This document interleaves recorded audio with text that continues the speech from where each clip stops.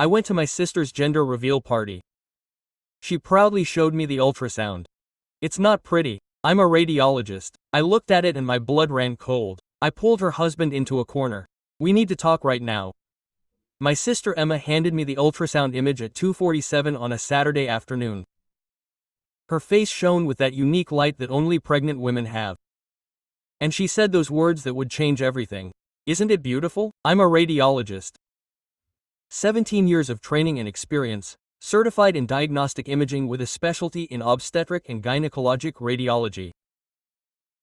I've interpreted over 12,000 ultrasounds throughout my career. I read them like someone reading traffic signs, automatically, almost without thinking.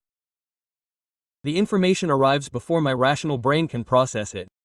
And what I saw on that glossy paper made my blood run cold. The shape wasn't right. The positioning didn't make sense, the density was completely abnormal. What Emma thought was the tender outline of her baby, that soft curve of his forehead and nose that she had surely caressed with her finger hundreds of times. It wasn't an outline, it was something else entirely, something solid where there shouldn't be anything solid. I kept my poker face on. 15 years of delivering bad news teaches you to control every last muscle in your face. You learn to bury the horror because one out-of-place gesture can break a person forever. Where did you get it done? She smiled, oblivious to the chaos raging inside me. At that new place in the mall, bundle of joy imagine. They do 3D photos and videos with teddy bears that have your heartbeat recorded, much nicer than Dr. Patterson's office. They have the rooms decorated like baby nurseries and then they give you champagne. Well, non-alcoholic cider for me, of course. It wasn't a hospital, it wasn't her gynecologist's office. It was a boutique in a mall staffed by people who had probably taken a 6-week crash course and bought a second-hand ultrasound machine on Wallapop. I smiled, told her the photo was gorgeous, and excused myself to use the bathroom. I actually spotted Greg, her husband, in the kitchen stealing a beer before popping the balloon. We need to talk, I blurted out. He let out that easy laugh that always worked for him. What's up? You're going to tell me off about Emma's diet again. I know. She ate a California roll last week. You're not going to get by on one. There's no baby in that ultrasound. The bottle stopped halfway to his mouth. His face did that typical blankness when the brain receives data it can't process, like a blue screen of death. I grabbed him by the arm and dragged him to the laundry room. I closed the door. On the other side of the wall, the joyful shouts of 50 guests could be heard muffled, but inside that small room, the silence was so thick it could destroy lives. The mass in that image is solid, I said quietly but firmly. Although my heart was beating like a drum, fetuses are not solid, they are basically liquid. Amniotic fluid, organs in formation, spaces. What appears there is dense, homogeneous, and misplaced. Wrong shape, wrong density, everything wrong. Greg leaned against the washing machine as if his legs could no longer support him. All the color had drained from his face, but she had felt him kick. She had been feeling movements for weeks. Large masses can cause sensations of movement, changes in pressure, displacement of the intestine. To a first-time mother, that would seem like little kicks, but it wasn't. It was the mass moving. So what are you saying? What is it? I couldn't say the word yet. No, not until we were sure. I don't know exactly. It could be a giant fibroid. It could be a cyst, it could be. I stumbled. All I know is that Emma needs a real diagnostic ultrasound in a real hospital with real machines and real professionals. Tonight, Greg's eyes darted toward the door. On the other side, I could hear Emma's crystal clear laughter. She's going to fall apart. She's been organizing this for months. The baby's room is painted, she's going to live. I said, that's all that matters. Whatever it is, whatever's inside her, we have to get it out, and the sooner we know what we're dealing with, the better her prognosis will be. He nodded slowly. Greg was a good guy, a contractor, built houses, practical. I watched him go from shock to solution mode. How do we do this? She's not going to want to leave her own party. We'll figure it out, but let's let her do the reveal first. She deserves that moment, even if it's the last happy moment she'll have for a long time. He finished for me. We went back to the garden. The backyard had become a pink and blue dream. Garlands everywhere, a table loaded with cupcakes with question marks, petite fur, and a cake shaped like a onesie. In the center floated the enormous black balloon filled with helium and secrets about to burst into confetti. 50 people toasted with Prosecco and excitement. Our parents were there, Mom already crying, Dad pretending, Emma's friends from college, work colleagues, neighbors, everyone who loved her gathered to celebrate a chapter that never happened. Courtney, Emma's best friend and already 3 drinks deep, grabbed my arm. It's incredible, right? I knew it was a girl, I told her. You're wearing it low and round. Classic girl. I wanted to yell at her that it wasn't a baby bump, that it was a tumor, to shut her mouth. Instead, I smiled and said that the decorations were beautiful. Emma appeared at my side, trembling with excitement. It's time. Take out your phone. I pulled out the phone, my hands shaking. Greg looked at me from across the lawn. He looked like a damned man on his way to the gallows trying to smile. Emma and Greg stood in front of the balloon. She in a white dress with straps and pink and blue flowers.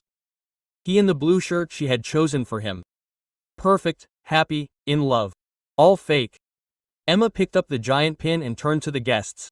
Ready to find out if it will be a little princess or a little prince. 3. I should stop this. 2. I should say something. 1. May God forgive me. The balloon burst.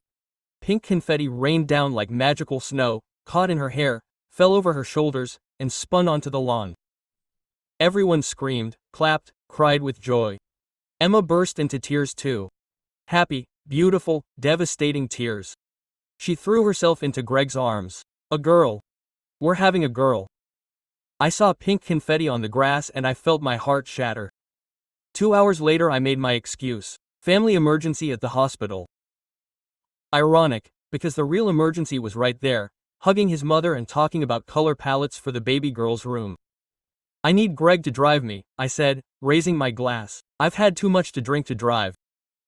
Emma made that little girl pout she'd been doing forever. You're leaving now, we haven't even cut the cake. I'm sorry, I'll call you tomorrow. She hugged me, her belly pressed against mine. It wasn't a baby bump anymore, it was the swell of something horrible growing inside. Thanks for coming. I know you're super busy. This meant a lot. I wouldn't have missed it for anything. A lie that tasted like ashes. Greg drove us straight to Mercy General in silence. I had already called Dr. Rachel Chen, Chief of Obstetric Diagnostics, a colleague and friend of 12 years. I explained everything in rapid clinical jargon as Emma waved goodbye from the "Bring her straight to radiology," Rachel told me. I'll have the team ready if that's what you suspect. OR on standby during the drive, Emma typed, all good. You guys look like you're leaving. You look like a funeral.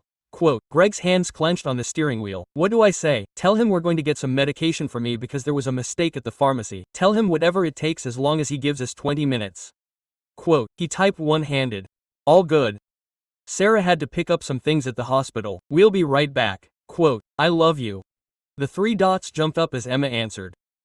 Then, okay, but don't forget that we're having lunch with your mother tomorrow. I love you too. Quote, the ordinariness of that exchange was overwhelming. Less than 20 minutes after we arrived at the hospital, she was taken away. I had called Greg as we pulled into the parking lot. I asked him to bring Emma straight to the emergency room, that I would be waiting there. When they showed up, my sister's face was full of bewilderment and anguish. What's wrong, Sarah? Are you okay? Quote, Greg asked. She said your chest hurt. I hadn't said anything like that. Greg was nervous. He had made up the excuse. I'm fine, I replied. But we need to talk. We can go somewhere quieter. Quote, Dr. Chen was already waiting in an office with Dr. Marcus Webb, a gynecologic oncologist who I had asked to be notified. His presence was just a precautionary measure. I prayed I wouldn't need him, but I preferred to have all bases covered. Seeing the 2 of them doctors, Emma's confusion turned to panic. What is this? What are the doctors here for? I took her hands. They were cold and shaking. Something's not right, Emma. I need you to trust me. They need to do a real ultrasound with proper medical equipment. But if I already had one, the place you went to is not a healthcare facility. It's not licensed or staffed. And the image they gave you doesn't show what you think it is. Her face fell. What are you saying? That there might not be a baby or that there might be something else and we need to figure it out right now so we can help you. Greg was crying silently behind her, his hands on her shoulders, tears streaming down his cheeks. Emma looked from me to the doctors to her husband and back to me. You think I'm not pregnant? I think you deserve to know with absolute certainty and with real equipment. Please, they let her through. Dr. Chen, 30 years of experience. She herself operated the transducer on Emma's belly while I watched from the doorway. The image appeared on the screen. I saw Dr. Chen's face lose its professional impartiality for a second. Before I could recover it, I saw her go to look for Dr. Webb. It was a mass the size of a small melon, solid, compact, unmistakable, emerging from the left ovary like a black star. It had never been a baby. Emma stared at the monitor, searching for something recognizable. And the heartbeat, why can't I hear it? At the bundle of joy they let me listen to the heart. 142 beats per minute. Dr. Webb approached with the calm voice of someone who has uttered these words one time. Emma, there is no heartbeat. What they played for you was probably a recording or perhaps the sound of blood flowing in a highly vascular mass. You are not pregnant, you have a large ovarian tumor that we must remove as soon as possible. Quote.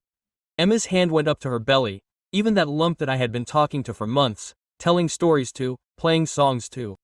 But I could feel it moving, I could feel the kicks. It was the tumor compressing your internal organs, Dr. Webb explained. As it grew, it displaced your intestines and bladder. That movement generated sensations that seemed fetal. I'm so sorry. Emma looked at me. She looked at Greg. She looked back at the screen where her son should have appeared and there was nothing. You knew, she whispered. At the party when you saw the photo. Did you know? I nodded, my eyes burning. I suspected. I wasn't sure until this moment. Why didn't you say anything? Why did you let me have the gender reveal party? Why did you let everyone celebrate? Because you deserved those last few hours of joy and because I needed to be absolutely sure. I couldn't ruin your life based on a gut feeling. Emma squeezed my hand so hard I thought my bones would break. It's not fair, Soyoso. It's not fair. I did everything right. I took the vitamins, I gave up the coffee, we painted the room yellow because they said it was good for the baby's brain. I did everything perfect and there's no baby. There never was. I held her as she dissolved into tears. Greg held us both. Dr. Chen silently took notes while Dr. Webb went to book the operating room. The surgery was scheduled for the following morning. At 7:34 on Sunday, they removed a tumor the size of a large peach from my sister's abdomen. Dr. Sarah Martinez, a surgical oncologist with 18 years of experience and hands of granite, presided over the surgery while Greg and I waited in the operating room trying not to break down. The pathology report arrived on Tuesday. A benign mature cystic teratoma, commonly known as a dermoid cyst, with hair, teeth, and sebaceous material inside, grotesque but not cancerous or deadly. Once out, Emma would make a full recovery. Her ovary and fertility were preserved, but something irreparable had been lost forever. The first week that followed was the hardest. Emma wasn't eating, barely talking, and only got out of bed to use the bathroom. Greg asked for days off to care for her while I coordinated with the medical team. Dr. Amanda Foster, a therapist specializing in perinatal grief and reproductive trauma, came to the house 3 times. It's real grief, she explained to me in the kitchen while Emma slept upstairs. She's grieving for a child who never physically existed, but who was absolutely real to her. That baby had a name, a room of his own, and a future. All of that has happened, gone. With time and support, she will recover. But this type of loss is especially cruel because there is no body to mourn or funeral to celebrate. The world does not usually validate the pain of pregnancies that were never such. She will need those around her to acknowledge what she is feeling. I stayed with them for 2 weeks, sleeping in the guest room, preparing meals that Emma barely touched, and fielding calls from bewildered relatives who had been at the party. But she was pregnant, my mother would say. We saw the ultrasound, we heard the heartbeat. You heard what they wanted you to hear, Mom. It wasn't real. How could they lie like that? That question haunted me. How could someone charge a hopeful woman $0 and then hand her a hope wrapped in medical paper? 3 weeks after the operation, I decided to find out. Bundle of Joy Imaging had been in a strip mall location somewhere between a nail salon and a cell phone repair shop for 18 months. Their website was impeccable, 4D and 5D ultrasounds. Revelation of gender starting at $9. Hear your baby's heartbeat and have it engraved on a teddy bear. There were no medical credentials, doctors' names, or legal notices, Just stock photos of glowing pregnant women and promises of everlasting memories. I called the Arizona Medical Board and spoke to James Harrison, a medical examiner with 15 years of experience investigating illegal practices. "We know these sites all too well," she told me. "They're springing up like mushrooms.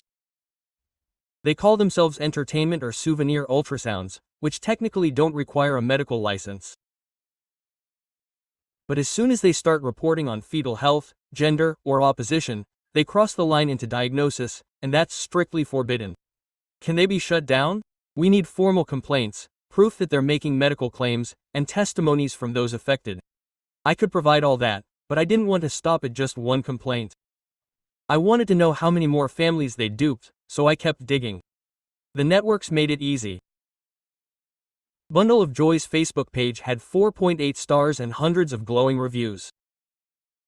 Incredible experience, so much better than going to the gynecologist. Seeing my baby's little face was worth every penny. But amid the praise, other comments popped up. Melissa Santos, "They told me it was a boy at 16 weeks. My doctor says it's a girl. Now my room is full of blue clothes." Patricia Ortiz, "They said everything fit perfectly. 1 week. Then my obstetrician detected a serious heart defect that they should have seen."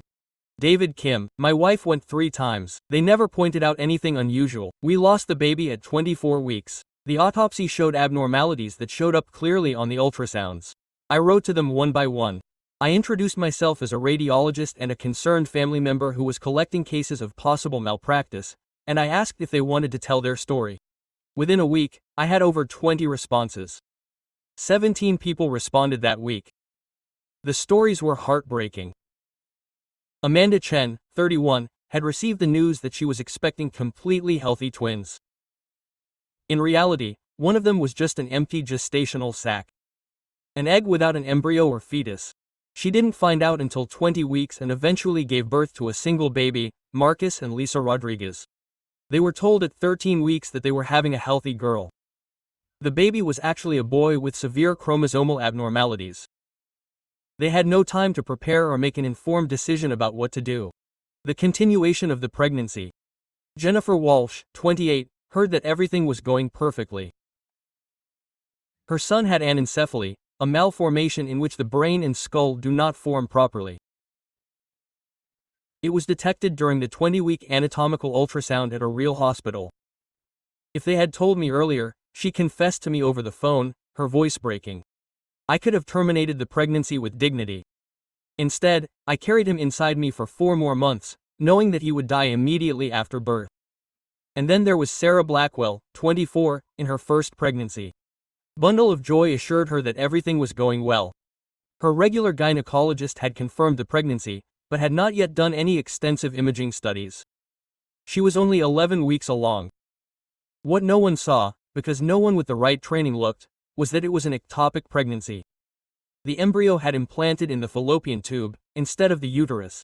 At 13 weeks, the tube burst. Sarah almost died of bleeding in her own apartment. Emergency surgery saved her life, but her fallopian tube was removed, severely affecting her fertility forever. They would have seen it all too well, Dr. Rachel Chen explained as she reviewed all the documentation she had collected. An ectopic pregnancy shows up clearly on an ultrasound if you know what to look for, but these people have no idea what to look for. They are trained to take pretty pictures and guess the sex, not to detect pathology. I took all the materials to James Harrison at the State Medical Board. Printed testimonials, medical records from families who agreed to share them. Screenshots of the Bundle of Joy advertisement, where they promised to assess the baby's health and confirm normal development. I also went to Victoria Stern, a journalist for Channel 7 News who has been exposing healthcare scams for 11 years and is known for shutting down dodgy deals. And my lawyer, Catherine Park, a medical malpractice specialist with 23 years' experience who was already preparing civil suits for affected families. This is more than enough, Harrison said after examining it. We can immediately issue a cease and desist order and also refer the criminal case to the county attorney. I want to be there when they close it, I said. I want to see it with my own eyes. This is not standard procedure. My sister almost died because these people gave her a picture of a tumor and told her it was her baby. I want to see it. Harrison looked at Victoria, who was already taking notes. He looked at Catherine, who nodded slightly. He looked at me. Okay. Friday morning, 8 o'clock. No cameras until the premises are secured. Bundle of Joy Imagine's owner was Brenda Holloway, 53, a former medical assistant whose license had been revoked 8 years earlier for falsifying medical records. She bought a used ultrasound machine on eBay for $4,700 and rented space in a strip mall for $1,200 a month. Her initial investment came to less than $1,000.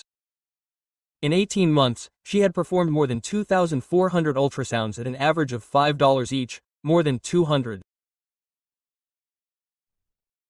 Billed for impersonating a medical professional. We arrived early Friday. Me, Victoria, and her camera crew waiting outside as promised, 2 medical board inspectors, and a deputy sheriff for backup. Brenda was opening the shop. Pink walls, stuffed animals on the shelves, a wall full of smiling baby photos that she ethically should never have taken. "How can I help you?" she asked with a smile, swaying as she looked at the credentials and official documents. James Harrison took a step forward. Brenda Holloway handed him a cease and desist order from the Arizona State Medical Board and a criminal summons from the Maricopa County Attorney's Office. "This establishment is closed effective immediately until further notice." His face drained of color. "This is just entertainment. I do not practice medicine. I never said. You told my sister she would have a healthy baby girl. I cut her.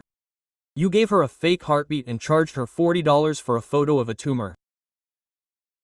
A tumor that could have killed her if she hadn't been lucky enough to have a radiologist in the family." Brenda's eyes bulged from one side to another. "I don't know what you're talking about. We have 17 families willing to testify," Catherine intervened, stepping forward with a folder full of medical records. 4 medical records of conditions that your ultrasound should have detected and didn't. 2 with direct damage caused by your misdiagnosis and 1 with a recording in which you claimed that the baby was developing perfectly when in reality it was an ectopic pregnancy. The recording had been provided by Sarah Blackwell, who recorded her checkup visit without Brenda knowing. Arizona allows recording with the consent of only one party. It was perfectly valid. Brenda's instincts kicked in. "I want a lawyer. I won't say anything else without a lawyer." "It's your right," Harrison replied, "but this place is closed right now. Any attempt to continue operating will add new criminal charges." Once the place was secured, Victoria entered with her team and they recorded everything. The wall of photos, the teddy bears, the medical equipment operated by someone with no medical training whatsoever. They interviewed me on camera. "What do you want people to know about places like this?" Victoria asked. "Ultrasound is not entertainment," I replied, "it's medicine, and when untrained people perform it, someone ends up hurt. My sister was lucky. I detected the problem in time to save her. Other families were not so lucky." The report aired the following Friday at 6 p.m. It opened with a powerful hook. A Valley Imaging Center that promised adorable photos to expectant mothers but, according to a local doctor, delivered something far more dangerous. Victoria did an impeccable job. She interviewed 4 affected families on camera, obtained official statements from the medical board, and even found former employees who confirmed that Brenda lacked training and sometimes made up findings when she didn't understand what she was seeing on the screen.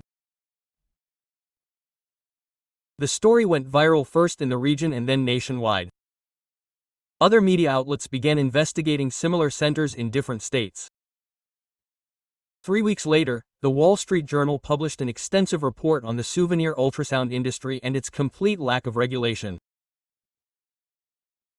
When Brenda Holloway went to trial, she faced 14 counts of unlawful practice of medicine, 3 counts of fraud, and 1 count of reckless endangerment. In the case of third parties, Assistant District Attorney Jennifer Martinez, a 12-year consumer protection veteran, closed her closing argument. The defendant wasn't selling entertainment, she was selling lies, charging families full of hope and telling them exactly what they wanted to hear, with no ability to identify the problems those images hid. And when those problems exploded in the form of tumors, ectopic pregnancies, or fatal birth defects, she paid no price.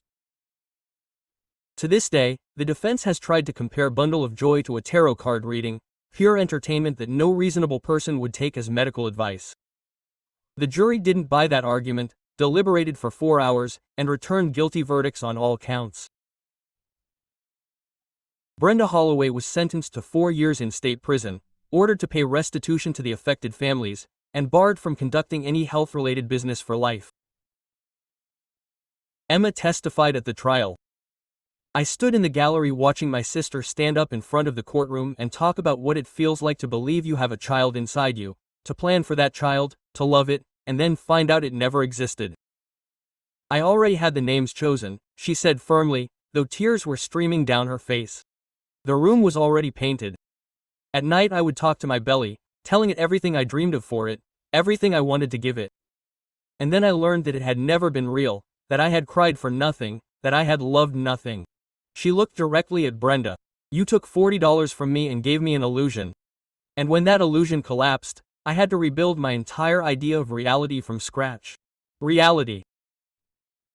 I had to cry for a daughter who never really existed while I recovered from surgery to bring out what was inside me. I had to watch my husband break down over a baby who would never be born. All because you decided to make money pretending to be someone you weren't. The courtroom fell silent. The hardest thing about Emma was that at first I blamed myself. I thought I should have noticed. I thought a real mother would have sensed something was wrong. It took me months of therapy to understand that it wasn't me who had failed, it was you. You failed me and you failed every single family in this courtroom today. As she finished her statement, Emma walked past Brenda without even looking at her, but stopped in front of my seat in the gallery. Thank you, she murmured, for noticing what I didn't, for saving my life. That's what sisters are for. 6 months after the trial, I received an invitation to Emma and Greg's house. Another celebration, another crowded backyard, but this time everything was different. No pink or blue ribbons, no balloons to announce the gender, just yellow and white flowers, friends, family, and a table with a small cake that said, "Welcome home." Emma opened the door for me. She was healthier than I'd seen her in a year, with color in her cheeks and a real sparkle in her eyes. "We have news," she said, pulling me in. In the living room, Greg held a tiny bundle wrapped in a yellow blanket. It made those soft sounds that newborns make when they're still deciding whether it's worth opening their eyes to the world. "This is Sophia," Emma said, her voice shaking. "She's 3 weeks old. Yesterday we signed the final adoption papers." I looked at the baby. I looked at Emma's face, which was lit up with genuine joy. This time I saw Greg crying again, but they were tears of real joy, the kind you don't fake. They hadn't told me they were adopting. "We wanted to wait until it was official," Greg said. "After all that pain, we couldn't handle any more uncertainty." Emma took Sophia from Greg's arms and held her to her chest. Dr. Foster warned us that we might have a hard time bonding because of all the trauma, that I might always feel like I was missing something, but when I held her in my arms for the first time, I just knew. This was her. She was always meant to be our daughter. I saw my sister holding her daughter. Her real daughter. Not some made-up dream, not a lie. And I felt something I hadn't felt in a long time. Hope, yes.